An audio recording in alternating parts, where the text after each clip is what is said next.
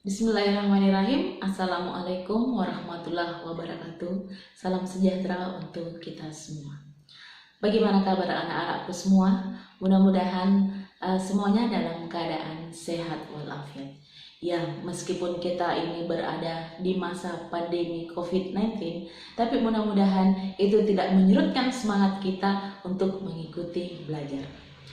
Dalam kegiatan MPLS 2020 ini, saya diamanahkan untuk membawakan materi yaitu tentang belajar efektif. Namun sebelumnya, saya akan mengucapkan selamat datang, selamat bergabung di SMK Negeri 1 Bantaeng. Mudah-mudahan kalian semua akan menjadi siswa-siswa yang bisa membanggakan SMK Negeri 1 Bantaeng. Baik, sebelum kita mulai materi, saya juga akan memperkenalkan diri dulu. Nama saya Ibu Rosdalifa SPD MPD. Saya mengampu mata pelajaran Bahasa Indonesia di SMK Negeri 1 Bantaeng. Nah, untuk mengefisienkan waktu, baiklah kita akan langsung masuk dalam materi yaitu belajar efektif. Saya yakin dan percaya bahwa anak-anakku semua sudah sering melakukan belajar yang efektif. Namun tentunya ada beberapa hal atau beberapa cara yang kadang sering digunakan oleh siswa untuk menghasilkan bagaimana hasil yang efektif tersebut. Sebelumnya kita akan membahas dulu apa sebenarnya belajar efektif tersebut. Nah, belajar efektif itu adalah belajar yang tuntas, kemudian teratur secara berkesinambungan dan produktif, yakni menghasilkan kepandaian, pengetahuan, keterampilan, pembentukan sikap mental dan intelektual yang baik serta bertanggung jawab. Nah, tujuan dari belajar efektif itu adalah bagaimana mencapai hasil yang memuaskan. Jika siswa belajarnya tidak teratur, belajarnya tidak tuntas, tidak terus-menerus dan tidak sungguh-sungguh baik di sekolah maupun di rumah, maka bisa menyebabkan tidak tercapainya sasaran belajar yang diharapkan dan bahkan sebaliknya. Belajar akan dikatakan efektif dan efisien apabila hasil yang dicapai atau yang diperoleh seimbang dengan usaha yang dilakukan. Dalam belajar, tentunya di dalamnya harus ada unsur rencana, ketepatgunaan, serta kemanjuran pendekatan dan metode belajar yang digunakan. Namun, satu hal yang perlu saya ingatkan pada anak-anakku semua, sebelum kita belajar, ada persiapan yang sangat penting yang harus kita lakukan sebelum kita memulai untuk belajar. Yang pertama adalah doa. Ya, bagaimanapun juga, bukan hanya belajar, apa saja yang akan kita lakukan itu semuanya harus dimulai dengan doa. Karena segala sesuatu yang kita lakukan, apabila dimulai dengan doa, insya Allah akan ada berkahnya. Yang kedua adalah niat. Nah, yang penting kita sudah meniatkan bahwa belajar itu adalah sebagian dari ibadah, merupakan ibadah. Oleh karena itu kita harus perbaiki niat itu dulu. Saya ini belajar untuk apa? Nah, niat ini merupakan sal yang tumbuh di dalam hati kita. Jadi kalau niat anak-anakku belajar memang untuk bagaimana supaya memperoleh pengetahuan yang baik, yang bisa dipertanggungjawabkan, yakinlah Allah juga akan menuntun kita bagaimana supaya mendapatkan hasil yang baik. Tapi kalau niatnya memang hanya untuk hal-hal yang tidak, misalnya hanya ingin pamer atau bagaimana supaya mendapatkan nilai bagaimanapun caranya, saya rasa itu juga tidak ada berkahnya menurut saya. Oleh karena itu tadi doa kemudian niat yang baik. Nah, gitu. Persiapan-persiapan lainnya tentu yang terkait dengan bagaimana sebenarnya belajar. Apalagi di era pandemi ini, ya beberapa bulan yang lalu kita sudah mengadakan belajar di rumah atau belajar dari rumah, dan pastinya keefektifan dan keefisiennya itu mungkin tidak maksimal ketika kita belajar di sekolah. Namun itu tidak boleh menyurutkan kita, karena apapun segala sesuatunya ketika kita dilakukan dengan sungguh-sungguh, maka hasilnya mungkin juga akan maksimal. Dan yakinlah bahwa dengan doa itu akan berhasil. Nah, baiklah, saya akan menyampaikan beberapa cara belajar yang efektif. Ingat, belajar itu bisa dilakukan di mana saja. Bisa di rumah, bisa di sekolah, di mana saja yang bisa membuat Anda bisa mendapatkan hasil belajar yang memuaskan dan maksimal. Pertama, saya ingin menyampaikan sebenarnya bagaimana cara belajar yang efektif yang dilakukan di rumah. Ya, karena apalagi sekarang di era pandemi, ya, belajar dari rumah itu sangat dilakukan hampir oleh semua kalangan siswa atau kalangan pelajar. Kita belajar dulu tentang bagaimana sebenarnya belajar efektif yang dilakukan di rumah. Pertama, harus menyelesaikan jadwal untuk belajar. Kita harus buat jadwal, meskipun di rumah itu harus ada jadwal kapan saya harus belajar. Lihat waktunya juga yang cocok, meskipun di rumah. Kemudian yang kedua, ya, tentu kita harus mengulang pelajaran yang kita sudah dapatkan dari rumah, dari sekolah maksud saya, dari guru. Kita harus mengulangi apa yang sudah materi-materi yang sudah disampaikan oleh guru. Karena kalau misalnya kita tidak ulang, berarti bisa saja materi-materi yang sudah kita dapatkan itu kita lupa, itu diulang. Kemudian yang ketiga adalah ya, kerjakan tugas, latihan-latihan yang diberikan oleh guru. Ya, bagaimanapun juga meskipun di rumah itu tetap kita harus kerjakan, karena itu akan menjadi penilaian tersendiri bagi guru. Kemudian lengkapi buku-buku pelajaran. Ya, meskipun sekarang ini di era teknologi bahwa kita bisa mendapatkan materi dari misalnya dengan browsing internet dan lain sebagainya, tetapi buku juga tetap harus menjadi penunjang utama dalam kita belajar. Lengkapi buku-buku yang terkait dengan kepentingan kita, misalnya di tingkat belajar kita.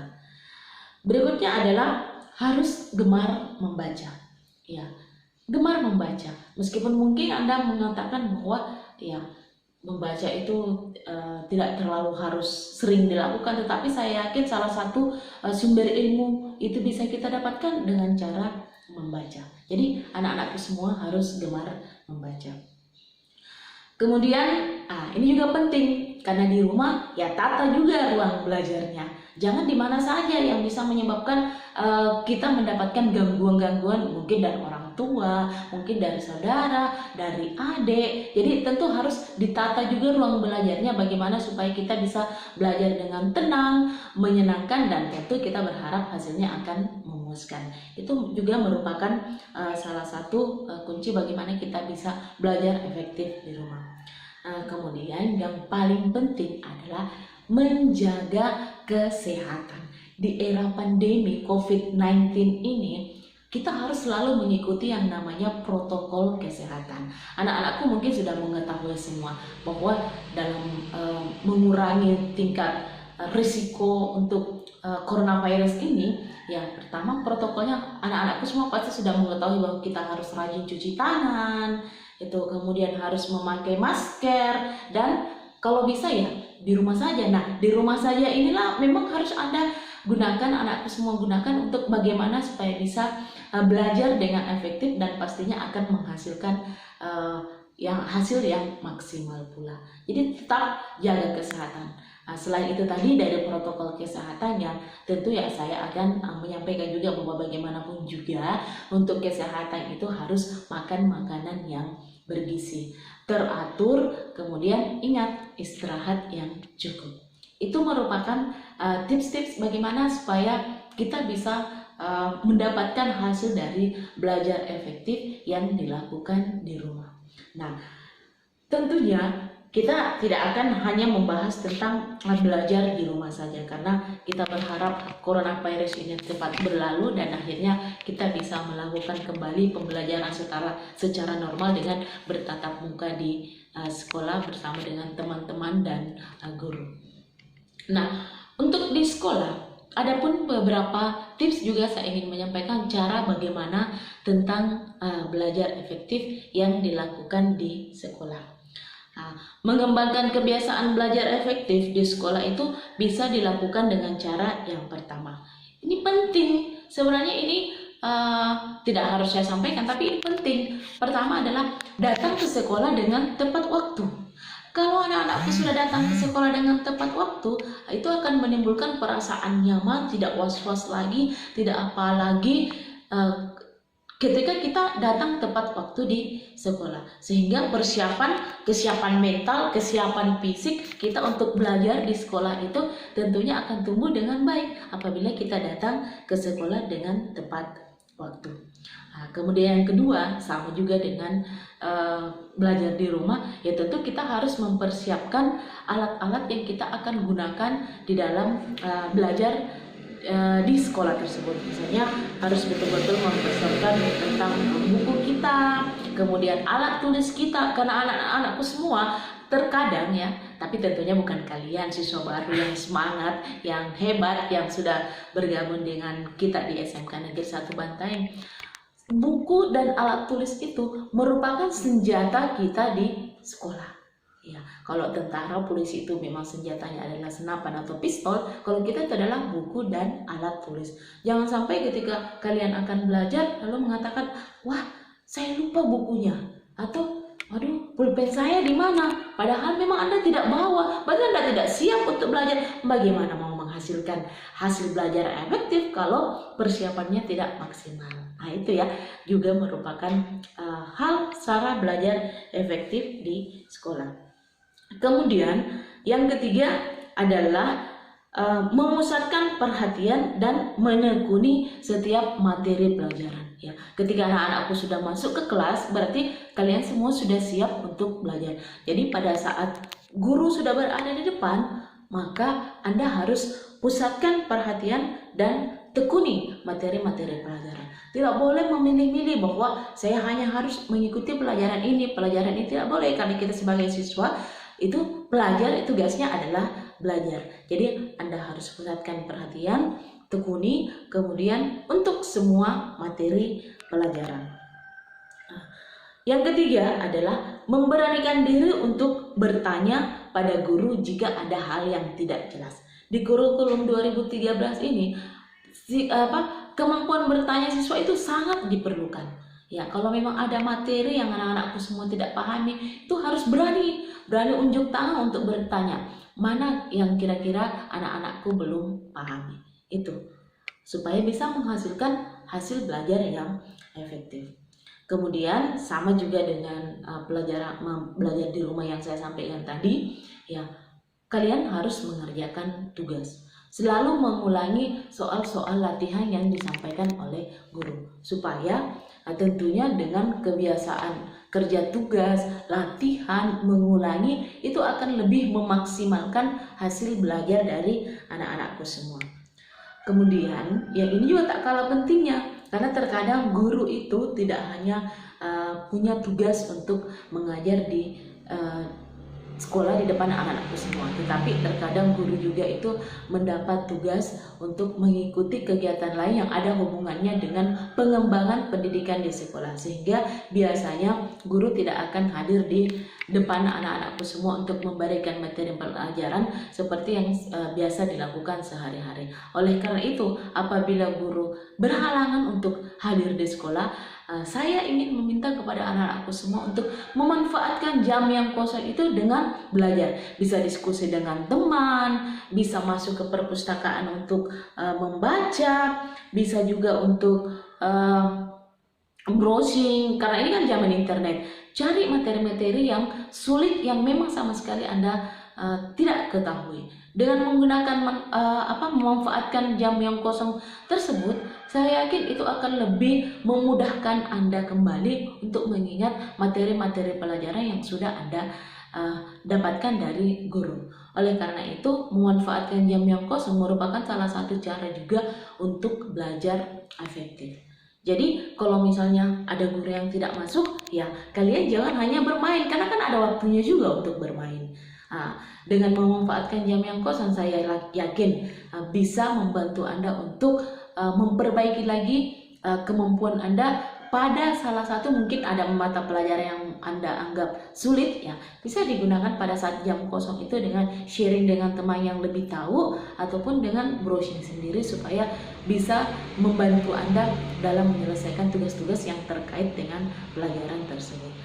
Itu beberapa cara yang bisa Anda lakukan untuk belajar efektif. Nah, selain hal-hal yang saya kemukakan di atas tadi, kita juga harus mempertimbangkan sebenarnya hal-hal yang sangat prinsipil di dalam belajar efektif tersebut. Misalnya, belajar itu harus memperoleh dorongan atau motivasi. Motivasi belajar Anda itu apa? Seperti itu. Jadi, kalau misalnya kita sudah mendapat motivasi belajar dari orang tua, motivasi belajar dari guru, motivasi belajar dari teman, saya yakin itu akan lebih memperkuat lagi semangat Anda untuk melakukan belajar yang efektif. Dan yang paling penting juga adalah fokus. Anda harus fokus. Ya, jangan sementara belajar ada lagi yang dipikirkan lain. Jangan sementara belajar ganggu teman. Jangan sementara belajar pikirkan lagi sebentar apa ya yang akan saya lakukan kalau ketemu dengan ini. Atau mungkin apalagi anak-anakku sekarang ini sudah masuk di fase remaja, mungkin sementara belajar langsung ingat, wah gebetan saya yang mana ini, di mana ini, itu tidak boleh ya. Jadi kalau memang belajar harus betul-betul memusatkan perhatian dalam belajar. Kemudian harus berusaha untuk mengerti sebelum menghafal. Jadi jangan dihafal dulu, dimengerti dulu. Yang jelasnya kalau mau menghafal dan banyak, itu pasti akan merepotkan Anda sendiri. Susah. Oleh karena itu, dimengerti, dipahami sebelum masuk ke level untuk menghafal. Itu dulu ya, mengerti dulu, pahami dulu. Berikutnya adalah, ya tentu, tadi yang saya katakan, selalu mengulang, dan mengulang. Karena kalau kita sudah kebiasaan-kebiasaan untuk mengulang pelajaran itu, yakinlah itu akan lebih meningkatkan lagi daya ingat, daya hafal, daya paham dari anak-anakku semua. Selalu mengulang, karena Anda mungkin sudah biasa mendengar pepatah yang mengatakan ala bisa karena biasa. Dengan kebiasaan mengulang pasti akan bisa juga. Jadi tidak ada kata-kata sulit di dalam belajar, yang penting kita mau berusaha. Kemudian dalam belajar efektif juga kita harus meyakinkan bahwa setiap pelajaran itu akan berguna. Ya, apalagi di SMK ini saya perlu sampaikan kepada anak-anakku semua, itu dalam tiap semester itu kita akan belajar kurang lebih 16-17 mata pelajaran, baik dari pelajaran untuk normatif, adaptif maupun produktif sesuai dengan jurusan anak-anakku semua. Jadi kita tidak boleh memilih-milih pelajaran, itu kuncinya juga. Tidak boleh memilih-milih pelajaran. Semuanya harus kita sukai, semuanya harus kita senangi, dan semuanya kita memang harus pelajari. Tapi kita harus yakinkan dalam diri bahwa semua pelajaran yang saya pelajari di setiap semester itu nantinya itu pasti akan berguna sekarang dan berguna untuk masa yang akan datang. Kalau anak-anakku semua sudah yakin bahwa materi yang saya pelajari semua ini ada gunanya, yakinlah pasti semangat kalian untuk selalu belajar itu akan semakin besar dan semakin meningkat apabila kita yakin bahwa apa yang saya pelajari ini sangat berguna untuk saya, dan tentunya mudah-mudahan juga bisa berguna untuk orang lain. Kemudian ya ini penting juga, setelah belajar kita perlu istirahat. Jangan belajar secara terus-menerus juga, karena akan menimbulkan kejenuhan kalau misalnya kita belajar terus-menerus. Ingat, setelah belajar istirahat, supaya otak kita juga istirahat, supaya kita tetap bisa fit untuk kembali melanjutkan atau mengikuti pembelajaran yang berikutnya. Kemudian ini juga penting, kita harus meyakinkan bahwa hal-hal yang kita telah pelajari itu bisa dimanfaatkan dan bisa ditransferkan lagi pengetahuan kita kepada orang lain. Apabila kita bisa memanfaatkan, dan saya yakin apalagi ini kalian kan semua masing-masing masuk di SMK Negeri 1 Bantaeng ini sudah memilih jurusan sesuai keinginan kalian masing-masing. Nah, ada yang memilih jurusan teknik komputer dan jaringan, ada yang memilih jurusan akuntansi, ada yang memilih jurusan administrasi perkantoran, kemudian tata busana, kemudian pemasaran. Dan yakinlah bahwa dari jurusan-jurusan tersebut kalian itu akan memperoleh manfaat tidak hanya untuk kalian, tapi bisa kita manfaatkan juga untuk orang lain, atau biasa diistilahkan dengan transfer pengetahuan. Dan ketika memang kalian fokus, kemudian serius, kemudian sungguh-sungguh, yakinlah kalian bisa memperoleh manfaat dari setiap jurusan yang kalian pelajari di SMK Negeri 1 Bantaeng ini. Berikutnya, hal yang juga perlu anak-anakku semua ketahui bahwa belajar itu ya tentu punya anak-anakku semua punya cara dan tips dalam melakukan belajar. Ya, belajar dengan menggunakan ekspresinya, dengan caranya sendiri-sendiri. Tidak usah mengikuti caranya orang, tidak perlu mengikuti cara. Jadi ikuti saja bagaimana cara belajar kita. Lakukan dengan cara Anda sendiri, lakukan dengan menggunakan bahasa Anda sendiri sampai Anda mengerti. Sehingga itu tidak akan membuat jadi beban ketika harus melakukan sesuai dengan bagaimana apa yang disampaikan oleh guru. Tapi gunakan dengan bahasa dan cara Anda sendiri-sendiri dengan menggunakan kemampuan yang anak-anakku semua miliki. Dan yang ini yang paling penting lagi, tentu Anda harus menghindari hal-hal yang bisa menghambat atau yang mengganggu anak-anakku semua di dalam belajar. Ya, tentu dengan melihat tempat, melihat lokasi, melihat posisi Anda di mana sekarang ini saya belajar. Jangan sampai ketika sementara Anda belajar ada gangguan dari teman, dari apa dan lain sebagainya. Oleh karena itu betul-betul harus menempatkan posisi di mana Anda belajar yang tidak ada gangguan atau hambatan yang bisa mengganggu konsentrasi atau fokus atau perhatian Anda di dalam belajar. Penting anak-anakku saya minta untuk tetap semangat untuk bisa mengikuti pembelajaran, baik belajar dari rumah maupun belajar tatap muka seperti yang kita lakukan. Karena sebenarnya salah satu kunci untuk kita berhasil dalam menghadapi kehidupan ini ya tentu dengan belajar. Karena anak-anakku perlu juga saya sampaikan bahwa tidak ada orang bodoh dan tidak ada orang yang pintar. Yang ada sebenarnya adalah orang yang malas gitu. Jadi dia tidak bodoh, dia hanya malas untuk menggunakan kesempatannya di dalam belajar. Kemudian akhirnya dia dianggaplah terbelakang karena memang dia tidak mau memanfaatkan waktu, tidak mau menggunakan kesempatan untuk bagaimana belajar yang baik. Jadi bukan bodoh, tetapi hanya malas. Nah, kemudian tentunya ketika Anda sudah belajar dengan teratur, tuntas, berkesinambungan, produktif, ya tentu akan menghasilkan anak-anakku semua generasi-generasi yang bisa membanggakan tidak hanya orang tua kalian semua, tetapi bisa membanggakan sekolah kita, kemudian lebih besarnya lagi membanggakan daerah kita, dan kalau bisa Anda harus berusaha bagaimana juga termotivasi untuk dengan belajar yang saya lakukan itu bisa membanggakan negara kita tercinta Indonesia.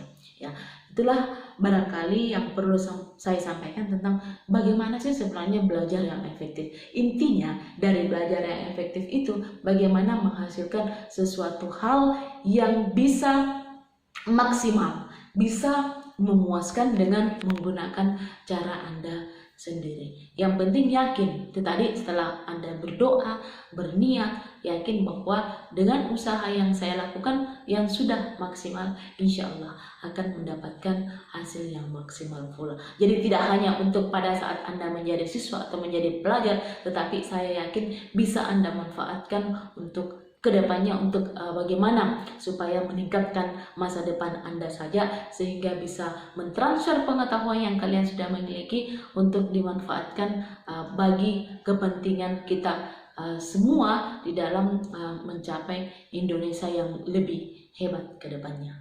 Ya, mudah-mudahan apa yang saya sampaikan ada manfaatnya dan semoga kita semua bisa melalui masa pandemi COVID-19 ini dengan keadaan yang sehat walafiat, dengan untuk sekarang anak-anakku berada di rumah saja, jangan keluar jika bukan memang hal yang tidak penting, dan tentunya dengan terus mengulang pelajaran yang sudah Anda dapatkan. Terima kasih atas perhatiannya. Assalamualaikum warahmatullahi wabarakatuh.